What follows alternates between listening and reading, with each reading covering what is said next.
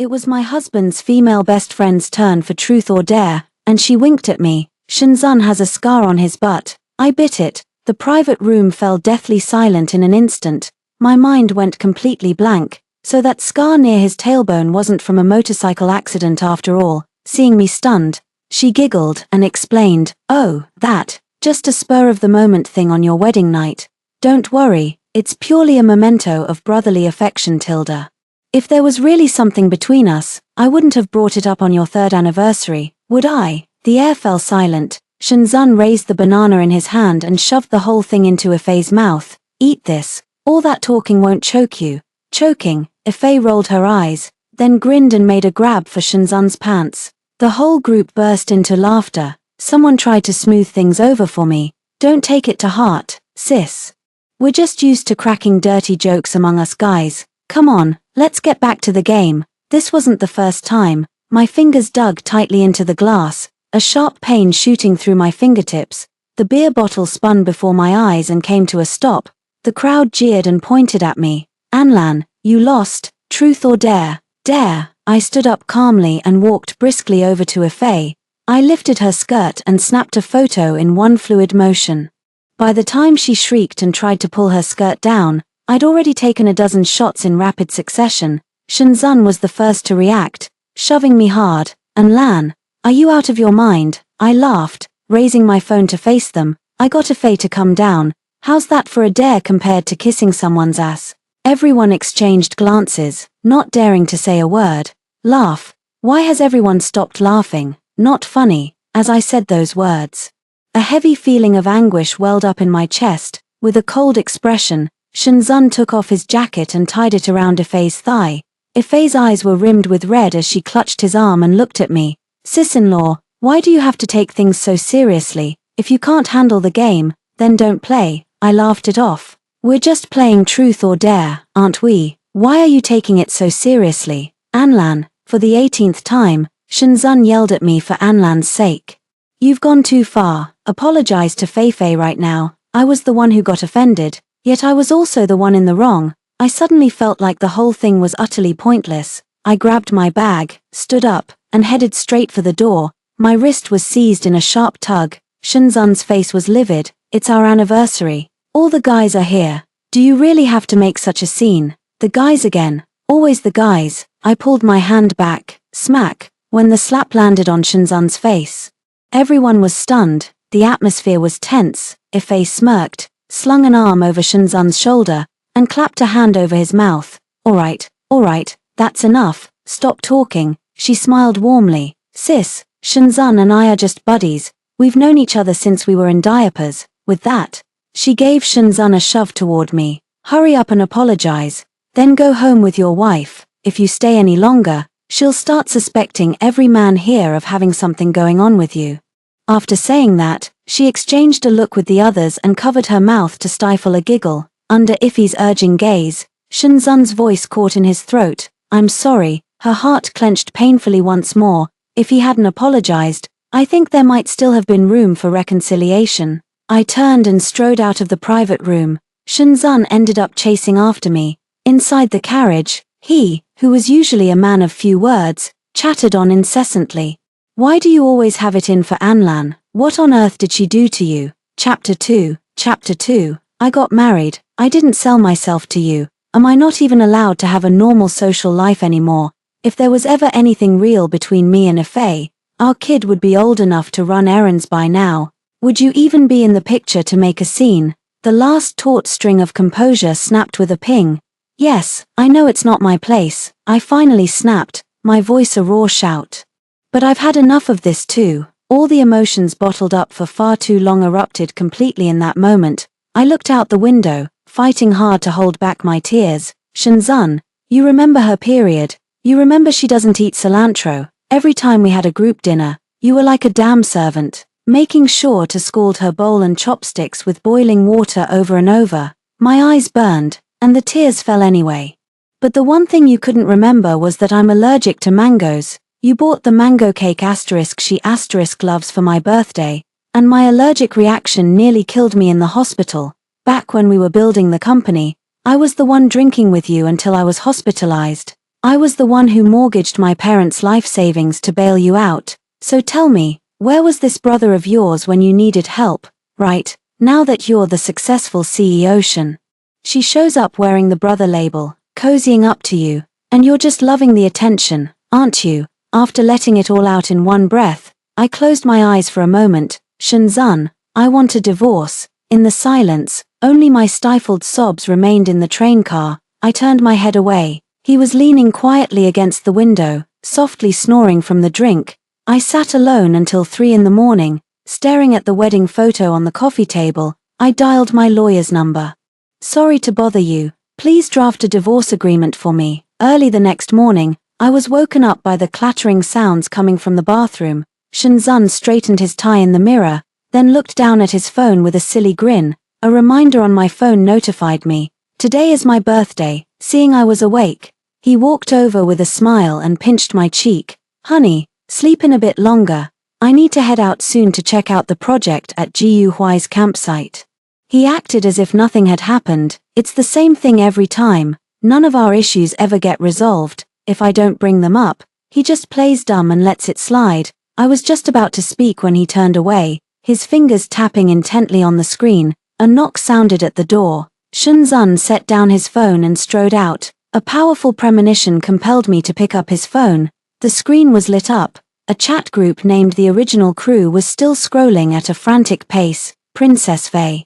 I'm downstairs. Come greet your daddy. As if possessed, I started scrolling back. Each message pierced my heart like 1,000 needles. You're fighting over this asterisk. Anlan is so high maintenance. I never thought you two were a good match. It's been unbearable having an outsider mooching off us for 5 years. You'd be better off leaving her and getting together with Fei Fei. Ifei sent a hug emoji. I got over it ages ago. Shenzhen said he's going to buy me an amazing campsite. Some people slave away their whole lives, but they still can't beat having a good friend like him. Shenzhen's reply followed right after. Living the good life thanks to your old man. Finally appreciating your dad now. More. Let's go have some fun first. It's settled. No bringing your significant others. Okay, you hear that, Zun? Fei Fei said if you dare show up, she'll share a tent with you tonight to thank you properly. A wave of icy dread shot to the crown of his head, and his vision began to swim. How utterly ridiculous. Back then, Ifei was the one who actively invited me into the group and even changed the group name to Fantastic 6+1. But then, they went and created another group behind my back. It's not like I haven't tried to fit in with them. Chapter 3. But in the world of these natives, I was ultimately an intrusive outsider who didn't belong. My hands were shaking, my heart was racing. Fighting the urge to smash the phone, I took pictures to save the chat history. By the time Shenzhen came in, I had already put the phone back in its place. He picked up his phone, hesitating for a moment before speaking. Honey, these guys are acting like they've never been anywhere. They're insisting on tagging along. Just wait for me at home. Okay, I calmly picked up my bag. Jiu Huai has been a close friend of mine for over a decade. I need to be involved in this project too. Shenzhen was taken aback and reached out to stop me. Look, you're not used to their way of doing things anyway. It's better if you don't come. It'll just be awkward for you. With that, he turned to leave. I reached out and grabbed his arm, looking him straight in the eye. It's my birthday today. I didn't say anything more. This was his last chance. The sound of Ifei's frustrated stomping came from the doorway. Shenzhen instantly grew impatient, shrugging my hand off with a sharp jerk. Why are you acting like my mom, always with the same old routine? What's so great about celebrating a birthday anyway? The back of my hand slammed hard against the door frame, and my heart ached just as sharply. TSK. Ifei stood on her tiptoes and gave Shenzhen a light smack on the head. What did your old man teach you? You got to be gentle with girls. I think a girl like Anlan, who's a bit high maintenance and petty, is just fine. You should count your blessings, son. Shenzhen scoffed. That's just how she is. She's always looking for trouble. Can't stand it when things are peaceful, ignoring me. He reached out to grab Ifei by the waist.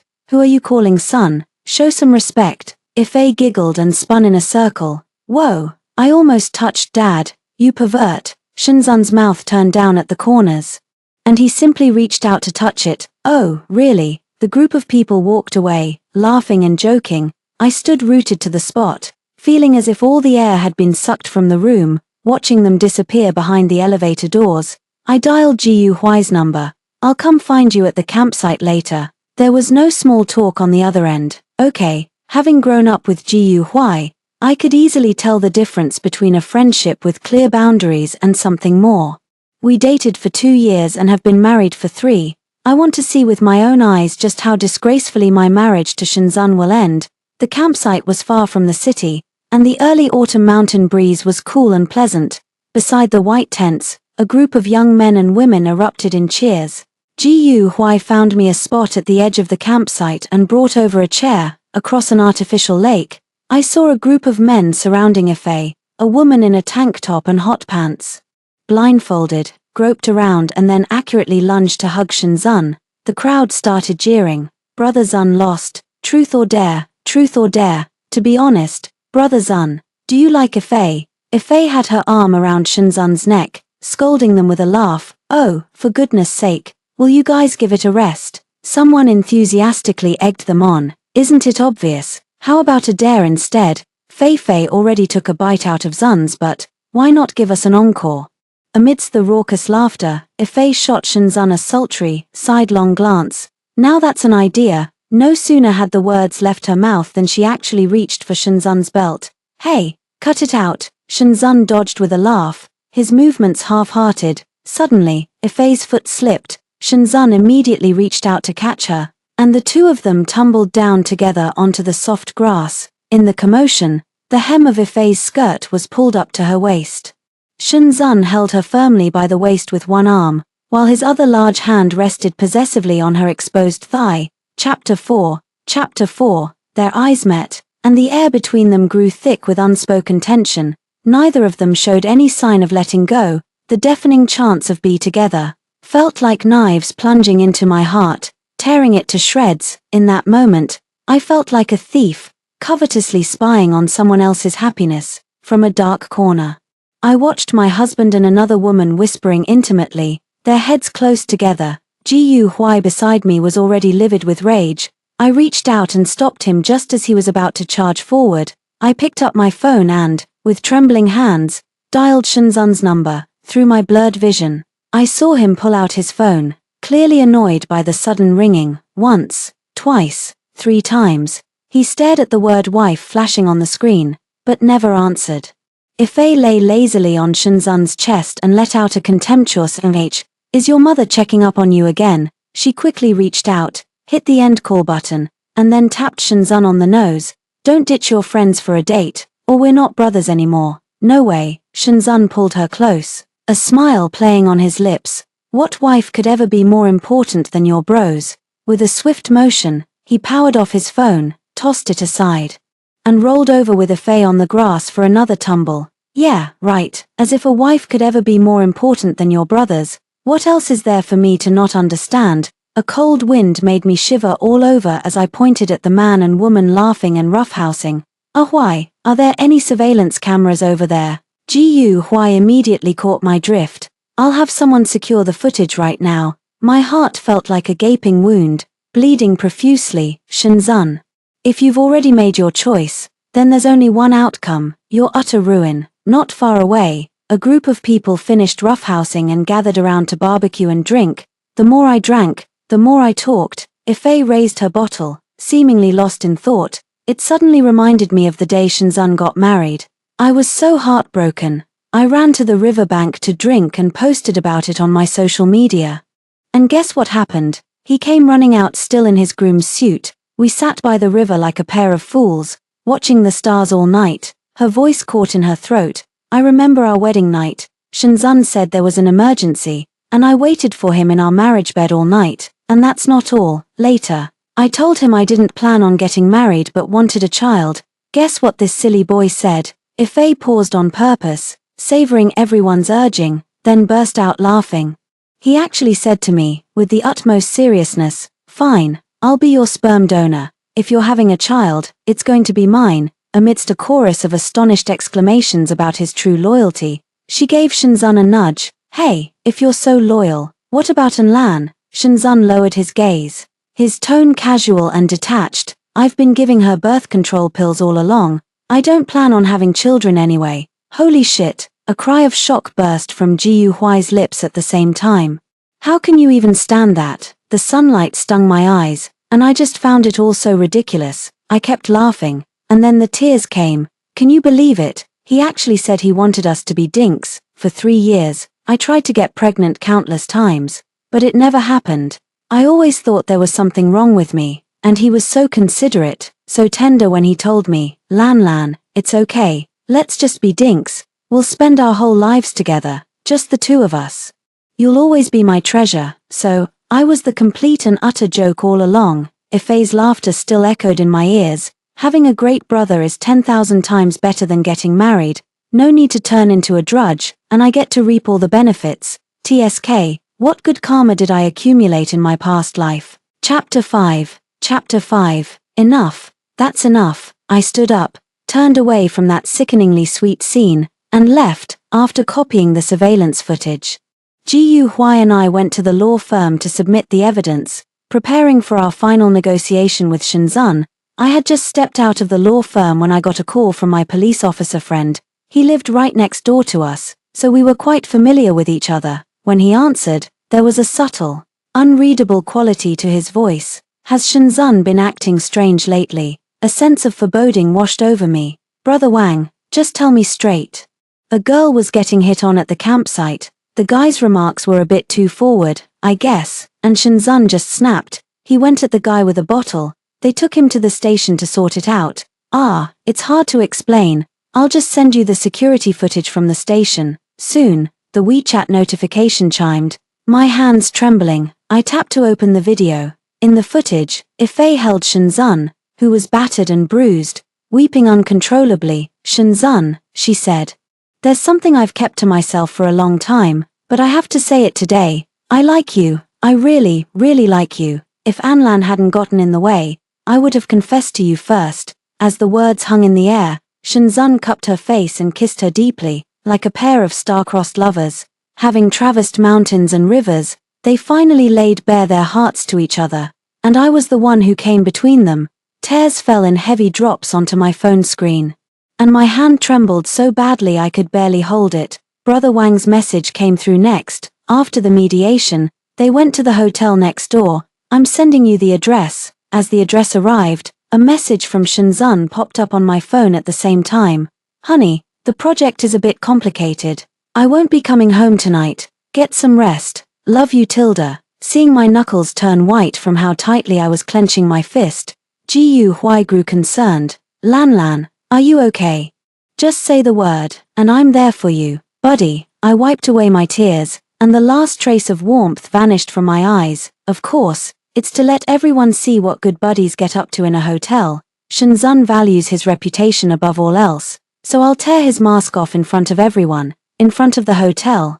I started a live stream, titling it, Just How Close Is My Husband with His Girl Bro? A handful of netizens trickled into the live stream. Just more hearsay and speculation.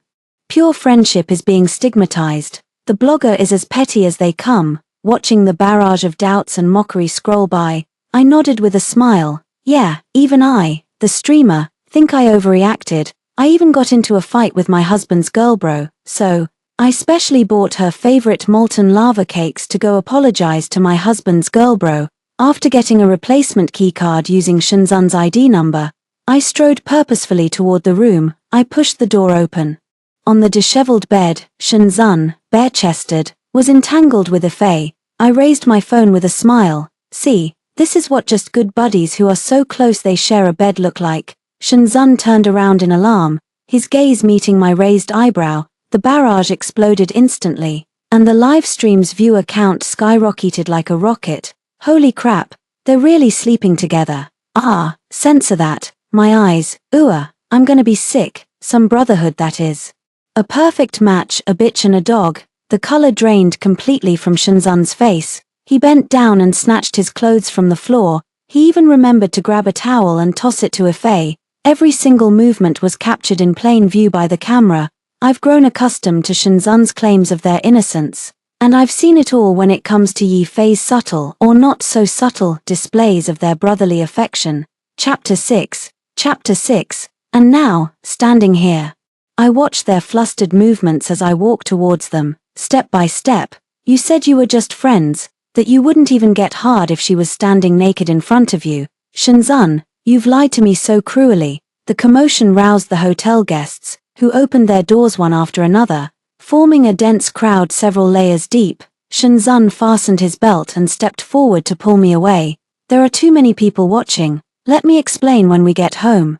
I sidestepped to avoid his touch and sneered. Explain what? We've hashed this topic to death at home, haven't we? Oh Tilda, don't tell me you and your girl bro were just looking at a glow-in-the-dark watch under the covers. The onlookers immediately rallied to my defense. Pants are already off and you're checking your watch. I bet you're just trying to get with your bro's girl. How shameless. What a scumbag and a tramp. Hearing the crowd's jeers, Ife's eyes instantly welled up with tears, which began to fall one after another. What right do you have to insult me? On what grounds? I stared her down. On the grounds that you're using the label of brotherhood to cover up your home wrecking. Today, in front of everyone, I'm going to tear off that mask of yours. I didn't waste any more words. I pulled up their chat screenshots right then and there, along with the surveillance footage from the campsite and the police station, and laid it all out for everyone to see. Take a good look, everyone. This is what they call a pure and innocent brotherly bond. At this point, what was there left for her to argue? She just snapped and yelled at me. That's right, I do like Shinzan. What are you gonna do about it? Honestly, if she had just been upfront about liking Shinzan when I first met him, I never would have dated Shinzan, let alone married him. Just when Shinzan and I were about to get married, she had to insert herself ambiguously between us. It makes me sick, absolutely sickening. Having no valid argument, she just tugged at Shinzan's sleeve, wanting him to speak up for her. Shinzan, with all these people here today, it's the perfect time to make yourself clear. Who do you choose, her or me? Loving you only as your brother is already humiliating enough for me. Are you really going to stand by and let her insult me like this? Ife's tears made it seem as though she was the one being wronged. I watched the pained look in Shinzan's eyes, only for it to turn cold and hard when he shifted his gaze to me. Anlan, don't make a scene. He was clearly holding back, his brow furrowed deeply. Go home for now. I'll give you a full account of everything. It was as good as telling me. He still chose Ife. I knew this would happen before I even came, yet my heart still aches. Even if I caught them red-handed, in his eyes, I'm still the one causing trouble. I embarrassed his precious Ife. He said, you know, my patience has its limits. Mine isn't endless either. I replied, my voice calm, the last ripple of emotion within me finally settling. I looked at the smug glint in Ife's eyes and said with a laugh, congratulations. You no longer have to sneak around to be with Shinzan. You've won. But don't get too cocky. It was just trash I didn't want anymore. Over all these years, I've tried to convince myself, it's natural for friends to be close sometimes. Don't be overly sensitive or suspicious. But after repeatedly tolerating and giving in to no avail, I finally understood, using the label of just friends as a stalling tactic, dropping hints here and there, flirting now and then, using ambiguous language to play a dozen games on the borderline between love and friendship. Chapter 7. This kind of behavior is inherently underhanded, insincere, dishonorable, and utterly unappealing. A man's baser instincts meant Shinzan also relished the delicate thrill of juggling two women. To be honest, I have a certain grudging admiration for him. He managed to deceive the woman by his side while keeping the one in his heart content. One flaunts their love, while the other actually believes there is none. Tell me, who does he really love? But none of it matters anymore. I took the prepared divorce papers from my bag and slapped them against Shinzan's chest. Let's get a divorce. Shinzan stared at the divorce papers in disbelief, his face turning from red to pale. A divorce? And you want me to leave with nothing? We've fought so many times over the years, but I've never once brought up divorce. Panic seized him, and he tore the divorce papers to shreds. I won't agree to this. I never once thought about divorcing you. Anlan, think of everything we've been through together. You can't just decide to end it like this. He took a step closer, only to realize with a shock that my phone was live streaming. The live stream's view count skyrocketed to over 100,000. The barrage was unanimously calling him a scumbag. Some resourceful netizens even dug up his and Ife's information, flooding the screen with photoshopped, explicit bed photos turned into memes. Are you insane? You're live streaming. Shinzan's composure finally snapped. Furious, he reached out to snatch the phone. However, Ji Yuhui, who had been waiting outside the door, was faster. He swung his fist straight at Shinzan's face. Get lost. Caught completely off guard, Shinzan's head was knocked to the side by the blow, blood trickling from the corner of his mouth.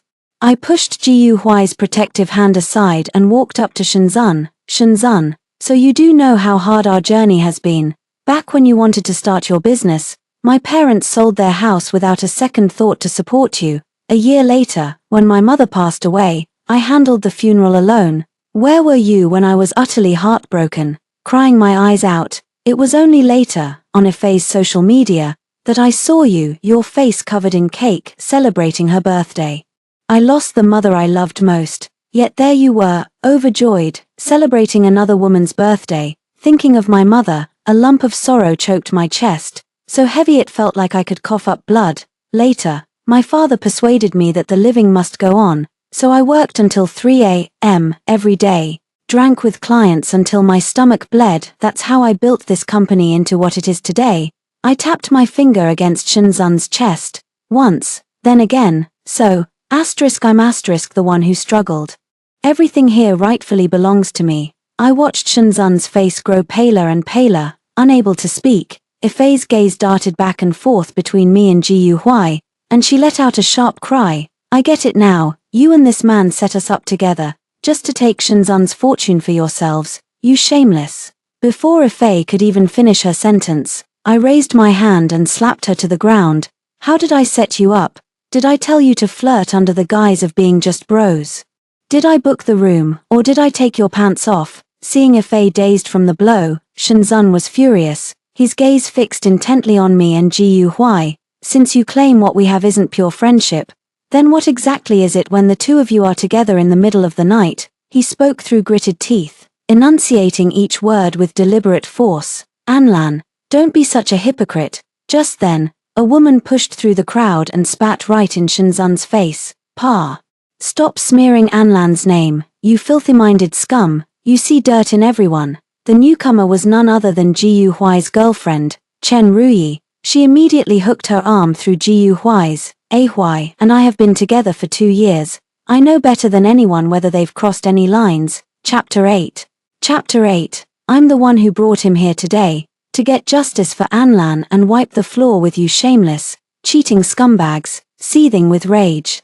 She took off her high heel and hurled it straight at Ifei. You filthy whore, that'll teach you. Ah, Ifei screamed, and Shinzan instinctively shielded her with his back from the flying high heel. And Lan, he turned to look at me. There's really no need for things to go this far.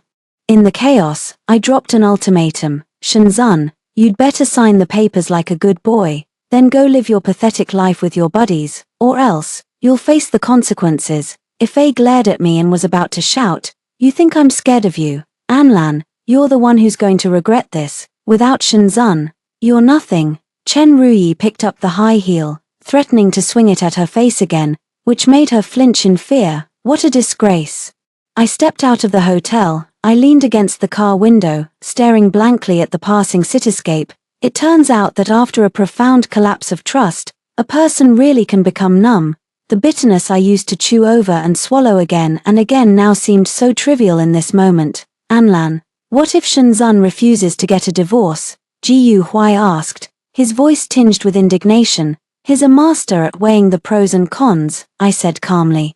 And I happen to hold the leverage that will force his hand. Shinzan's scandal spread like wildfire online. The next day, I called an emergency shareholders meeting and announced Shinzan's removal from the company. Someone must have tipped him off. Shinzan arrived in a hurry. Just as I was about to call for a show of hands from the shareholders present, can a woman really hold up an entire company? Shinzan interjected. His cold gaze swept over the room before settling on me. Anlan.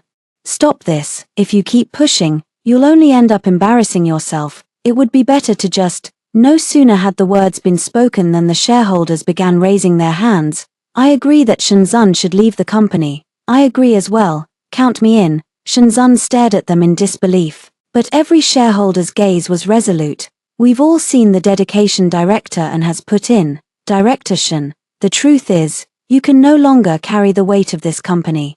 The motion passed without a shred of doubt, and Shenzhen was stripped of all his positions on the spot. Finally, he agreed to the divorce, but he refused to walk away with nothing. I pulled another document from my briefcase, slapped it against Shenzhen's chest, and leaned in close to his ear. Take a look. This is a complete list of evidence showing how you embezzled company funds to buy properties, vehicles, and luxury goods for Fei.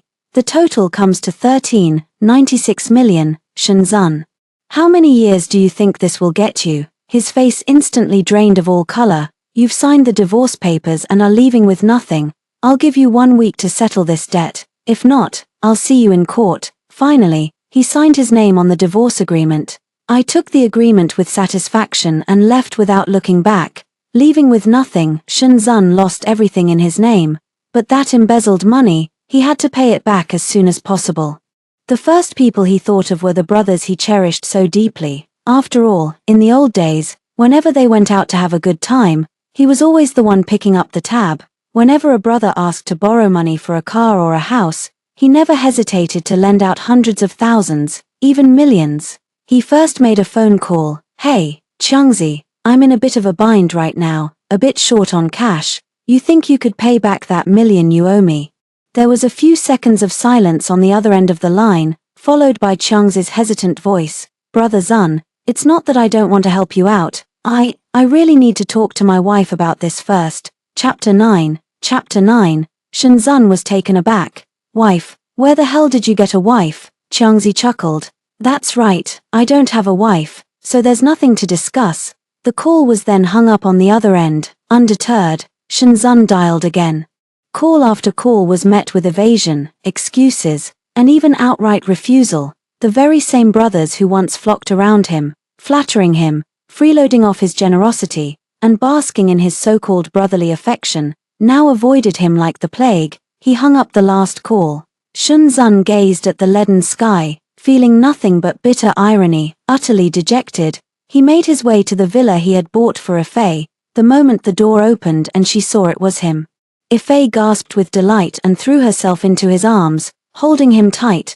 Does this mean we can get married now? It was the warmth of her embrace that finally made Shenzhen feel this was real. Fei, thank you. Thank you for always being on my side. His voice softened as he ventured to ask, Fei, would you really be willing to live any kind of life, as long as you're with me? Of course, Fei answered without a moment's hesitation. Shenzhen felt a slight easing in his heart. A small comfort. I've left with nothing. Anlan found out I was embezzling company funds to spend on you and is demanding I pay it back by a deadline. You need to hurry up and sell the house and car under your name to help me get through this crisis. Leave with nothing. Are you out of your mind? Fei pushed him away abruptly, her eyes filled with wariness. That house and car are mine. Why on earth should I sell them? Shenzhen was stunned. Fei, you said, what did I say? Fei dropped all pretense. Shenzhen, you don't actually think I'm with you for love, do you? Ha, don't be ridiculous. No money, no honey. She pointed a finger right at his face. I want the easy life. I'm not about to start from scratch with a broke nobody like you. Got it, now get lost. With that, she shoved him out the door. The door slammed shut with a bang. Staring at the cold, hard door, Shenzhen had never felt so powerless, right? Who would stick with a penniless nobody trying to build something from scratch? He used to think he had gotten through those tough times solely on the strength of his brother's support. But looking back now, my mind is filled with nothing but images of myself. I was out there chasing sales under the scorching sun, and facing difficult clients by downing drink after drink. I patted him on the shoulder and said, "It's okay, honey. My mom said she'll sell the house to help us get through this. Who's the little cockroach that just won't die? We're like cockroaches, you just can't kill us." The echoes of laughter and joy still seemed to linger in the air, yet it all felt like a lifetime ago. He suddenly made up his mind and took off running toward home, but when he reached his doorstep, he found the locks had been changed and a for sale sign was posted on the door. "I'm done with this family for good." After a week with no word from Shenzhen, I showed up at Fei's house as agreed, accompanied by law enforcement to recover the company's money. Just as I arrived at the entrance of Fei's villa, I ran into Shenzhen standing there, reeking of alcohol. Following his gaze, I saw a group of men and women gathered in the luxurious living room. Ife was nestled affectionately in the arms of a strange man. Laughing with unrestrained delight, the home Shenzhen had once meticulously arranged for Ife had now become a playground for reckless indulgence. Ife, Shenzhen screamed as she charged inside. Seeing Shenzhen storm in, the smile on Ife's face froze for an instant. "Who is he?" Shenzhen demanded angrily, pointing at the man. The next second, Ife threw a contemptuous glance and slung her arm around the man's shoulder. "Just my good buddy Tilda. Karma always comes back around so swiftly." Shenzhen, who had always been blind and foolish, finally saw the light in that moment. "What a fine brother you are." He pulled out the knife he had hidden in his robes and plunged it into Ife's stomach. Chaos erupted on the scene. Blood, screams, the sound of people fleeing. The staff beside me reacted swiftly, moving forward together to subdue Shenzhen. The wail of police sirens grew closer. Just before being forced into the car, Shenzhen struggled and shouted towards me. "I was wrong, Lan Lan. I don't want any more brothers. It was all a lie. I deceived you, and they deceived me. It's all my karma, my own doing." I didn't say a word, just turned and went inside to pack up the house. Ife ultimately succumbed to her illness. I can't be bothered to care how many years Shenzhen was sentenced to. The money his brothers owed him is considered marital property. Since Shenzhen left with nothing, it naturally counts as my property. As for them being forced to sell their house and car, or even take out usurious loans, what does that have to do with me? After all, they're not my brothers. Story 2. On my birthday, my husband, Shin Jingchu, took our son to attend the celebration banquet of his junior schoolmate. When I signed the divorce agreement and was packing my things, I found my husband's old mobile phone in the corner. In the text message box, there were confession messages that Shin Jingchu, who was 17 years old at that time, sent to me, without hesitation. I pressed the delete button. Suddenly, a few words appeared out of thin air in the text message box. "Who are you? Hello, everyone. Welcome to my channel. Subscribe us to read wonderful novels every day. Now the story begins." The words in the dialogue box kept increasing. "Why did you delete my confession message?" My pupils dilated suddenly, and I involuntarily dropped the phone in a state of shock. I quickly took out my own mobile phone and flipped back to the messages from 13 years ago. There lay a confession message from Shin Jingchu. I suppressed the panic in my heart, picked up the phone again, and asked him, "Who are you going to confess to?" "Tong Nian Nian." When I saw my own name, my heart trembled violently. Could the person on the other end of the phone be Shin Jingchu at the age of 17? The other side was still sending messages continuously. "Are you a human or a ghost? Why are you trying to stop me from confessing?"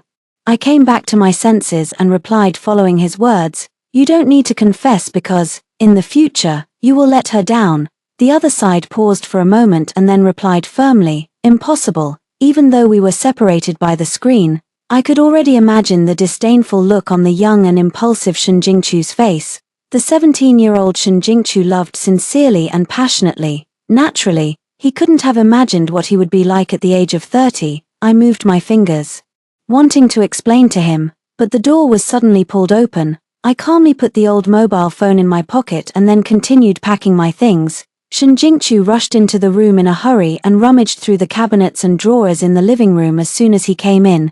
"Nian Nian, have you seen my small box?" "Nian Nian." Shin Jingchu called my name several times in a row, but I didn't respond to him. I just packed my luggage in silence. Finally, he opened the door of my room and happened to meet me who was about to go out. He was stunned for a moment first, and then frowned and asked me, "You're packing your things. Where are you going?" I lowered my eyes and handed him the divorce agreement in my hand. "Shin Jingchu, let's get a divorce." Shin Jingchu frowned even more tightly. "Is it because of Ji Yuan? I've said it before. If there was really something between me and her, I would have divorced you long ago." I have heard the same words no less than 20 times. If I hadn't accidentally seen his mobile phone, I would never have found out that the person who had slept beside me for many years had been sending messages to that girl named Ji Yuan every day since 5 years ago. They were the most compatible partners in the laboratory and also regular dining companions in the cafeteria. Everyone knew that they had a good relationship. Some people in the group even joked that Ji Yuan was the little sister-in-law, and Shin Jingchu would respond with a smile. But when I questioned him, He frowned. It's just a few jokes. Is it necessary to take it so seriously? I'm tired of hearing such words. Don't you like Gu Yuan? After you sign the paper, you can pursue her openly. Tong Nian Nian. When did I say that I liked her? Shen Jingchu suddenly lost his temper and snatched the divorce agreement from me. And where can you go if you divorce me? You're already 30 years old, and your education level isn't high. You don't even have a postgraduate degree. Who would hire you in the workplace now? Where will you get the money to support yourself? His words were like a heavy hammer, hitting my heart hard. 8 years ago, Shen Jingchu and I applied for the postgraduate entrance examination together. However, that year, I accidentally got pregnant. The doctor said that my body was weak. If I had an abortion, it would be very difficult for me to get pregnant again in the future. Shen Jingchu really wanted this child and hoped that I could keep it. So, in that year's postgraduate entrance examination, only Shen Jingchu went. On the day he was admitted, he hugged me and kissed me for a long time. He said, "Nian Nian, I know that you gave up your future for our child. Don't worry, I'll earn money to support the family in the future and won't treat you and the child badly." My nose felt sour. I opened my mouth to refute him, but I was speechless. He tore the divorce agreement into pieces, and his angry expression gradually softened. "Nian Nian, today I'll consider what you said as nonsense. Don't mention it again in the future." He turned around and then looked back at me. "By the way, where is that box?" I lowered my eyes. "It's on the cabinet next to the TV." "Okay." He found that exquisite box on the cabinet. The moment he stepped out of the door, he paused again. "Stay at home. I'll come back as early as possible to celebrate your birthday." I smiled sarcastically. It turned out that he still remembered that today was my birthday. I noticed the small box he took away when I was cleaning the house yesterday. It was a jade necklace. Something I had always wanted but didn't have the heart to buy because it was too expensive. When I opened it, I was filled with joy, thinking that this was a birthday surprise from Shen Jingchu. He was finally going to please me. However, on the greeting card inside the box, the words to Gu Yuan were written in black and white. After all, it was just my wishful thinking. His change of heart was also the reason why I was determined to get a divorce. The old mobile phone in my pocket vibrated with a ding. I took out the old mobile phone and found that it was a message sent to myself from the original number. "Forget it, it's already too late. I'll confess to her next year." I was stunned and instinctively clicked on the confession message that Shen Jingchu sent to me back then. The date below the message had actually changed from 13 years ago to 12 years ago. I was filled with astonishment. Could the 17-year-old Shen Jingchu change the present? Shen Jingchu was still sending me messages. This way, we don't have to compete for the dialogue box when sending messages, so please reply to me. Who exactly are you? My eyes dimmed. I'm a god and can predict the future. I'm a materialist and don't believe in gods or ghosts. I was choked by his words. Then his message came in. "But I can listen to your prophecy. What do you know?" If I told him, would it be possible to change that thing? I raised my hand and touched the scar on my face, wanting to try if it was really possible to change the past. The day after Nian Nian's birthday, she will be dragged to the corner by a group of gangsters and bullied. They will burn her face with cigarette butts. I sent the message, and the other side replied to me, "Okay, I'll pay attention." After the conversation ended, he didn't send any other messages. I put the phone away. It was already past midnight, and Shen Jingchu and our son still hadn't come back. If it were normal, I would be very worried and keep calling. I wouldn't go to bed until they came back. Now, I washed up quietly and went to bed. The next day, in the morning, the house was still empty. The father and son hadn't come back all night. My expression didn't change. When I was washing up, I saw that my skin in the mirror was as smooth as ever, without any burn scars. My pupils suddenly widened in shock. Suddenly, a brand new memory crowded into my mind. The day after my 17th birthday, I was still caught by a group of gangsters. However, when the gangsters were about to burn my face with cigarette butts, Shen Jingchu suddenly appeared and protected me. The past had really been changed. I laughed in disbelief, and tears rolled down my face. I quickly took out that old mobile phone from my pocket. On the new message, there was only a short sentence. "Thank you, I saved her." Without hesitation, I typed on the keyboard and asked the 17-year-old Shen Jingchu, "Then would you be willing to save Nian Nian one more time?" He immediately replied to me, "Is something going to happen again? What should I do?" don't confess, and stay away from her. Even through the screen, I could imagine the confused and skeptical look on the young man on the other side. Why? Because after you get together, you will let her down in the future. The young man immediately refuted me. Impossible. I love Nian Nian very much. Nian Nian scraped her knee today, after class. I went to the grocery store and bought her different styles of band-aids. Nian Nian's deskmate, Pang Dun, threatened Nian Nian to do his homework for him. I directly tore up his homework. When she has a fever or a cold, or is slightly not feeling well, my heart aches so much. Even if there are so many gangsters like today, I will still rush up to protect her. I know very well that she is my life. I can't let her down. I looked at his words of argument one by one, and the beautiful memories of the past were gradually peeled away. The 17-year-old Shen Jingchu regarded me as the most precious treasure in his life. The 30-year-old Shen Jingchu, however, spoke to me harshly without mercy. At first, he said he would support me, but now, he said he was the one who had supported me. I lowered my eyes. People's hearts will always change. Then tell me, how will I let her down in the future? My fingers paused. Countless fragments emerged in my mind. But I didn't know where to start. At this moment, a call came in. After I answered it, the person on the other side said in a hurry, "Sister-in-law, Brother Shen is a bit drunk. Can you come and take him home? Your child is also here." The voice on the other side was very noisy, and I could vaguely hear the sound of things being broken. My heart panicked, and a sense of unease welled up in my heart. I rushed to the address sent by my junior fellow apprentice. On the way, Shen Jingchu's words, "Then tell me, how will I let her down in the future?" kept lingering in my mind. Finally, I clicked on the phone screen and gently pressed the recording button. "Shen Jingchu, then listen carefully to the stupid things you did at the age of 30. When I stepped into the restaurant, I just saw Shen Jingchu hitting a fat man. The scene was in chaos. The tables and chairs were knocked askew, and the tableware was broken and scattered all over the floor. I was about to go up and pull Shen Jingchu away when his junior fellow apprentice quickly pulled me aside. "Sister-in-law, don't go there for now. What if you get accidentally injured?" I frowned. He never gets drunk and acts crazy. What happened? The junior fellow apprentice sighed. Just now, there were two rascals who insisted on asking Jiu Yuan to drink with them. Brother Shen got angry and started fighting. His voice stopped abruptly, and he looked at me with a guilty conscience. "Sister-in-law, I'm just talking nonsense. Don't be angry. The 17-year-old Shen Jingchu would only fight for me. But the 30-year-old him fought for someone else. I didn't care. But when I looked at Shen Jingchu again, my pupils suddenly shrank. I didn't know when my 5-year-old son had come to Shen Jingchu's side and also stretched out his small fist and punched the fat man's thigh. "I'll beat you up. How dare you bully Sister Jiu?"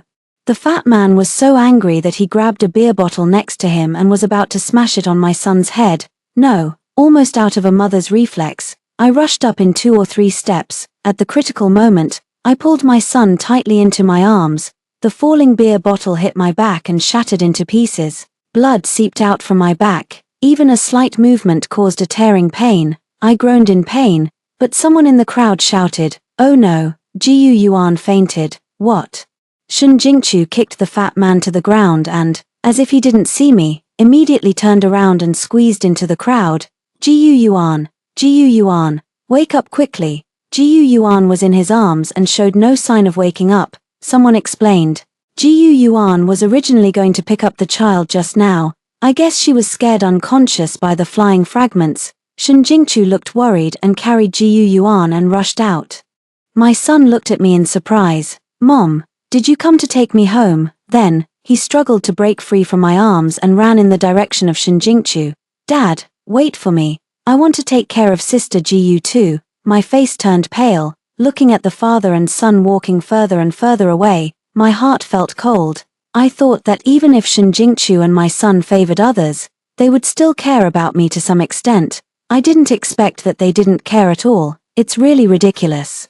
Even if he's no longer my lover, he's still a family member on the same household registration book. I forced myself to stand up, and the junior fellow apprentice immediately surrounded me. "Sister-in-law, how are you? Just now I saw you block that wine bottle." He quickly stepped forward to pull me and suddenly exclaimed, "You're seriously injured. Your back is covered in blood.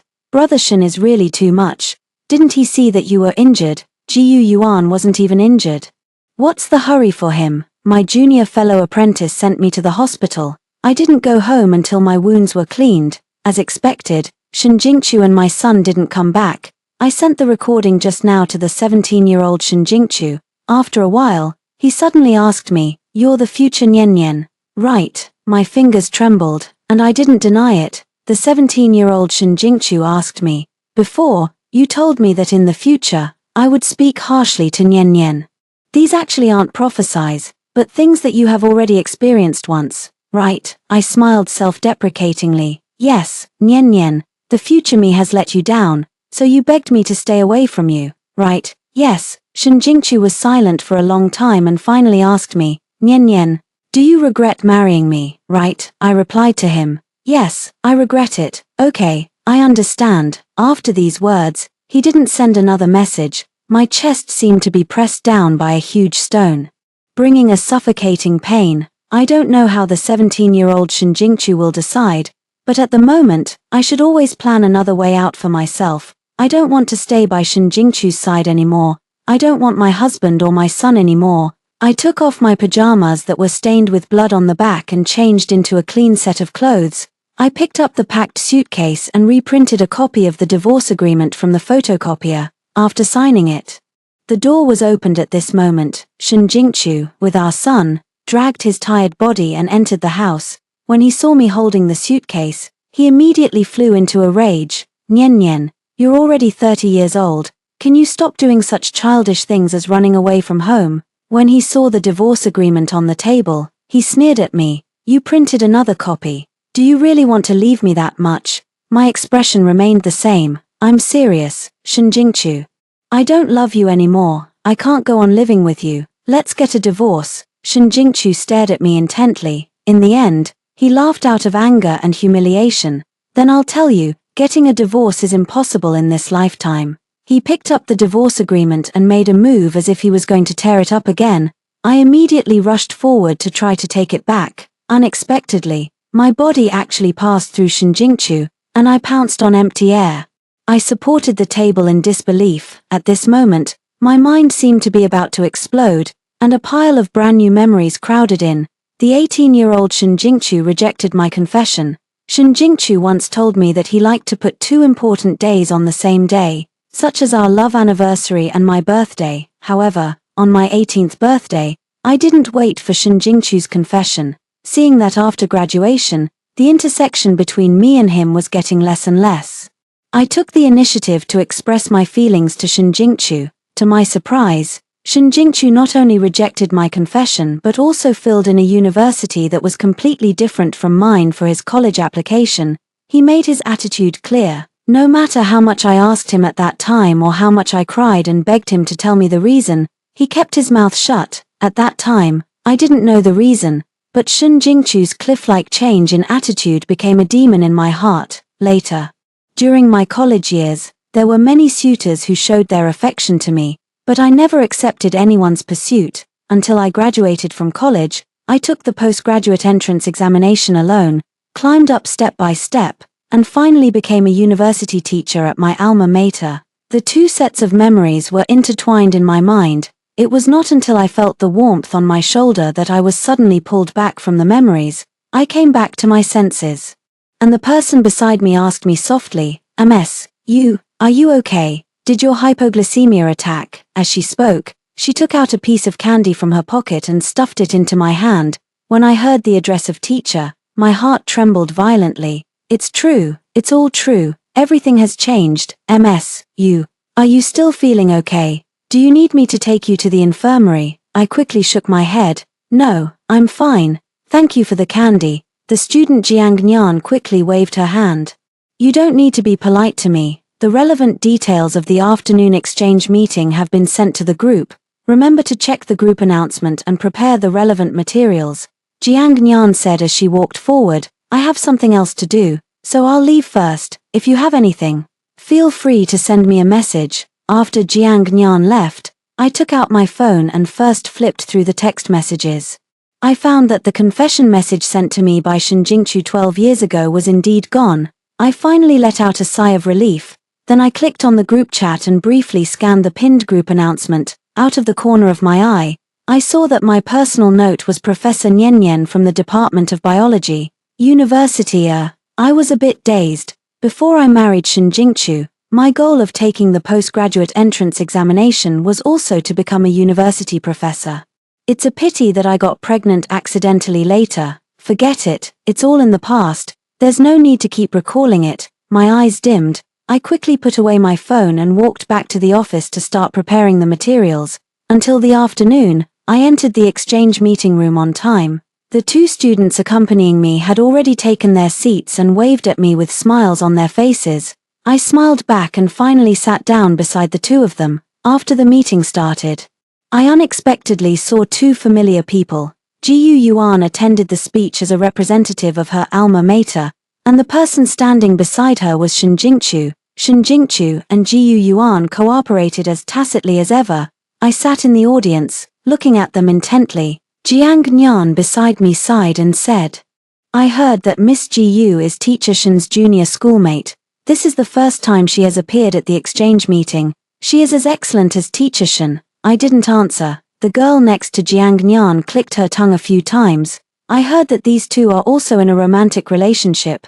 No wonder they cooperate so tacitly. When I heard that he was in a relationship with Jiyu Yuan, I wasn't very surprised. After all, the 18-year-old Shen Jingchu didn't choose me.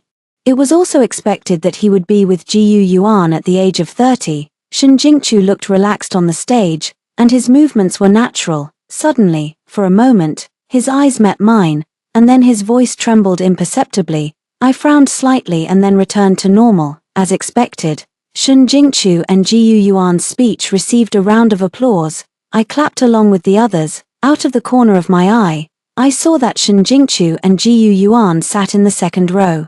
My position just allowed me to see his profile. I saw Shen Jingchu unscrew a bottle of water attentively and hand it to Jiyu Yuan. Jiyu Yuan looked at him with a sweet smile on her face. I calmly withdrew my gaze and put my attention back on the stage. After the exchange meeting ended, I left with the two students. We chose an exit with few people. As soon as we stepped out of the meeting room, my arm was suddenly grabbed. I turned around and just met Shen Jingchu's forbearing gaze.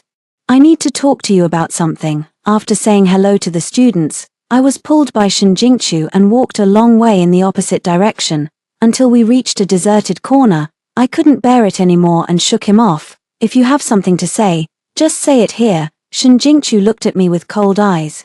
"I'm asking you, what's going on now? Why did I suddenly move from home to the laboratory?" My heart trembled violently. I suppressed the shock and panic in my heart and pretended to be calm as I said, "What are you talking about? I don't understand." Shen Jingchu's eyes dimmed. "What exactly happened between us 12 years ago?" I raised my eyebrows slightly and asked him back, 12 years ago? You not only rejected my confession but also deliberately filled in a different university from mine. Have you forgotten?" Shen Jingchu stared at me intently, as if he wanted to find some flaws on my face. He did remember that there seemed to be such a thing, but he clearly remembered that he had already married Nian Nian, and Nian Nian had even given birth to a son for him. But when he came to his senses, he found himself standing in the laboratory. When he mentioned the things he had just experienced, everyone looked at him as if they had seen a ghost and said that he had never been married, let alone have a child. Thinking of this, Shen Jingchu tentatively asked me, "Then do you still remember our two children?" I pretended to be surprised and opened my mouth wide. "How can you say such things? If Miss Jiyu hears this, it will be terrible." Shen Jingchu's face darkened, and he said coldly, "I've said it before, there's no improper relationship between me and Jiyu Yuan." Speaking of Jiyu Yuan, she didn't know what was wrong with her today. During the speech, her eyes were glued to him. After getting off the stage, she even asked him to unscrew the bottle cap in a coquettish voice. This way of getting along was just like that of a couple in love, making him feel uncomfortable all over. I looked at Shen Jingchu in front of me. That cold expression was exactly the same as the 30-year-old him. If it were the 18-year-old Shen Jingchu, I would still feel a little guilty. After all, he did help me a lot at that time. But the person in front of me was clearly still the 30-year-old Shen Jingchu, so naturally, I didn't even have the slightest bit of remaining guilt in my heart. I still have some records to file. If there's nothing else, I'll leave first." After saying that, I turned around and left without looking back. Behind me, Shin Jingchu reached out to grab me, but I had already walked a short distance, and he grabbed nothing. After graduating, Shin Jingchu and I both stayed to work at our respective alma maters. Although we were in the same city, we didn't have many opportunities to contact each other on weekdays. At least in the past few years of my work, my impression of Shin Jingchu was mostly just a passing glance at various meetings. Looking at the large pile of materials that needed to be reviewed in front of me, I sighed helplessly. The result of the professional title evaluation just came out today. The good news was that I was promoted, and the bad news was that I became even busier. Fortunately, I had all the memories of taking the postgraduate entrance examination and working. Otherwise, I would have to start learning all kinds of knowledge from scratch. I grabbed my hair and buried myself in my work. Such peaceful days passed for 2 days. I had successfully adapted to the identity of a university professor and handled my work in an orderly manner. Suddenly, one day, I took a break from my busy work and chatted with the students. 2 little girls pulled me and talked to me about the gossip of the school teachers. Suddenly, Jiang Nian mentioned that familiar name. "Do you still remember Miss Ji Yu, the one at the last exchange meeting?" Another girl quickly nodded.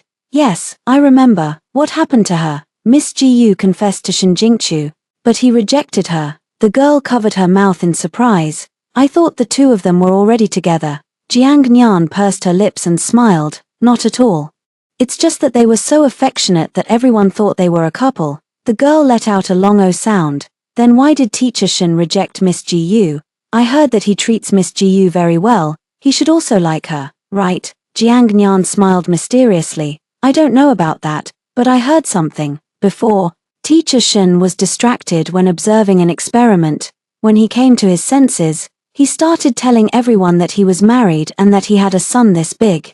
Jiang Nian said as she gestured with her hands, so everyone guessed that he was probably crazy from doing experiments. I raised my eyebrows. "Is it that exaggerated? Is it true or false?" Jiang Nian quickly replied to me, "It's absolutely true. My friend is an intern in that laboratory." And she saw it with her own eyes. Jiang Nian suddenly stopped speaking. Her eyes shifted guiltily to behind me. "Hello, Teacher Shin." I was stunned and turned around to see that Shin Jingchu had come behind me at some point and nodded gently at me. "Is it convenient for you? Miss you. I have something I want to talk to you about." I followed Shin Jingchu out of the door and walked to the fence outside. I said impatiently, "Okay, what do you want to say this time?" Shin Jingchu put his hands on the fence. Unlike last time, this time there was no aggressiveness in his eyes. "I heard that you were promoted to a professional title. Congratulations." I let out an sound and answered him expressionlessly. "Thank you." Seeing my cold attitude, he twitched the corners of his mouth. "The job of education is indeed more suitable for you." I didn't want to talk about such meaningless nonsense with him, so I directly told him to leave. "If there's nothing else, I'll leave first." After saying that, I turned around and was about to leave. Suddenly, his sincere voice came from behind me. "I'm sorry." I stopped in my tracks and turned around, looking at him in surprise. Shin Jingchu lowered his eyes. "I'm sorry for you, Nian Nian. You." His eyes were clean and bright at this moment, filled with nothing but sincerity, just like the 18-year-old him. My expression was a bit complicated, and I asked him uncertainly, "Do you remember everything?" "Yeah, I remember." He walked to my side and carefully took hold of my arm with both hands. "The things I've done all these years must have made you very disappointed, right?" His voice was cautious, even with a hint of self-blame. "I'm sorry, Nian Nian. I let you down." I calmly withdrew my hand from his and twitched the corners of my mouth to force a smile. "It's okay, it's all in the past. There's no need to mention it anymore. Besides, I'm doing fine now." Shin Jingchu pursed his lips. I asked him, "Is there anything else?" He looked at me cautiously and then shook his head. My heart suddenly clenched. Now he was exactly the same as the 18-year-old Shin Jingchu, and my tone also softened involuntarily. "Then I'll go back to work first." Shin Jingchu nodded gently. He stood behind me and his eyes followed me until my back disappeared from his sight. Shin Jingchu didn't come to find me for a long time. I let out a sigh of relief in my heart. This was also good. The former Shin Jingchu had hurt me countless times, but now that he had become like this, I really couldn't say anything harsh. At present, The best way was indeed not to meet each other. Since I was promoted to a professional title, my workload had become heavier and heavier. I worked overtime and stayed up late every day. Finally, on a certain working day, I was successfully exhausted and was honored with a short vacation. Okay, we will do the things you entrusted us with on time. You should pay attention to rest these 2 days. We'll go and get busy now. I hung up the phone, threw the phone on the bedside table, and tossed and turned in bed but couldn't fall asleep. Suddenly, the doorbell rang abruptly and kept ringing several times. Only then did I drag my tired body up and go to open the door impatiently. Who is it? As soon as I opened the door, I saw Shen Jingqiu standing in front of me, carrying a large pile of medicine and various tonics in his hands. I heard that you were ill, so I came to see you. My body was extremely tired, and I didn't have the energy to ask him where he got the news. I turned my head and threw out a sentence. Come in. He gently closed the door behind him, then placed the medicine and tonics on the table, occupying most of the table. This is for treating a cold, this is for supplementing nutrition, and this is, as Shen Jingqiu babbled on, he took out a whole hen from his pocket. This is for making soup to nourish your body, and I also brought mushrooms. Looking at his well-prepared setup, I waved my hand feebly. Thanks, but I have no appetite right now. I'm going to lie down for a while. After saying that, I went back into the room and got under the covers. Only then did my nerves relax. My head was dizzy. Shen Jingqiu seemed to be sitting beside me and fed me a pill. I swallowed it and fell asleep, not knowing how long I slept. When I opened my eyes again, Shen Jingqiu was still sitting beside me, having moved a stool over. When he saw that I was awake, he opened his mouth and spoke in a hoarse voice. You're awake? Do you feel better? I nodded and asked him, how long did I sleep? Not long. I raised my eyebrows and looked at him. Have you been sitting beside me all this time? His Adam's apple moved, and he let out an sound. Do you have an appetite now? My soup should be almost ready. The moment our eyes met, the words of refusal got stuck in my throat. I propped myself up with my palm and got up. Then I'll have a taste. Shen Jingqiu was very happy. He cheerfully served me a bowl of soup and then sat opposite me, watching with delight as I took one sip after another of the soup he had made. Is it good? I nodded, and the smile in his eyes grew even wider. After seeing me finish the soup, he picked up my bowl again. I'll get you another bowl of soup. Just then, Shen Jingqiu's phone rang abruptly. I took the bowl from his hand. I don't want any more soup. You should answer the phone first. Shen Jingqiu answered the phone. Before he could turn down the volume, I clearly heard the voice on the other end of the line. Brother Shen, Jiyu Yuan is drunk in the bar now and insists on asking you to pick her up. How about you? No way. Shen Jingqiu didn't hesitate for a moment and firmly refused. I'm busy right now. You guys find a few more people to carry her back. After saying that, he hung up the phone without any hesitation. When he saw me looking at him, he immediately explained. There's really nothing between me and Jiyu Yuan. I was just. Shen Jingqiu's voice trailed off. He knew in his heart that he had never liked Jiyu Yuan, but he also didn't understand why he had treated Jiyu Yuan so well before and even done such excessive things to Nian Nian. Shen Jingqiu carefully observed my expression. When he saw that I didn't show any strange reaction, he finally let out a sigh of relief.